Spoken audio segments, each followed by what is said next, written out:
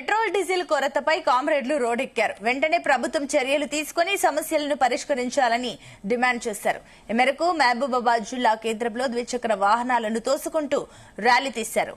Petrol బంకుల ఎదుట CPI కార్యకర్తలు ఆందోళన చేపట్టారు. పెట్రోలియం ఉత్పత్తుల కొరతను నివారించి ధరల పెరుగుదల భయాన్ని తొలగించాలని డిమాండ్ చేశారు.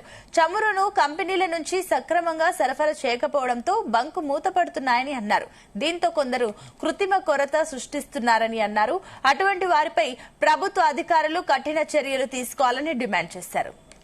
ఇబ్బందులు పడటం ముఖ్యంగా ఆఖరికి చివరికి మున్సిపాలిటీ లోపల శానిటేషన్ ట్రాక్టర్లు అదేవిధంగా వెహికల్స్ ఏవి నడవాలన్నా కూడా వాటికి సంబంధించిన డీజిల్ లేకపోవడంతో ఆ యొక్క పారిశుద్ధ్యం కూడా ఎక్కడికక్కడ అస్తవ్యస్తంగా మారిపోయింది.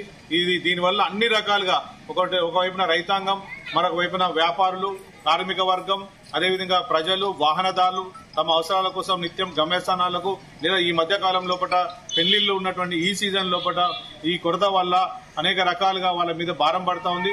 దీన్ని సాగుగా తీసుకొని ఈ కృత్రిమ కొరతను సృష్టించి తద్వారా మరి ఎక్కువ మొత్తానికి ఇలా పెట్రోల్ డీజిల్ బ్లాక్ మార్కెట్ లోపల అమ్ముతా ఉన్నారు.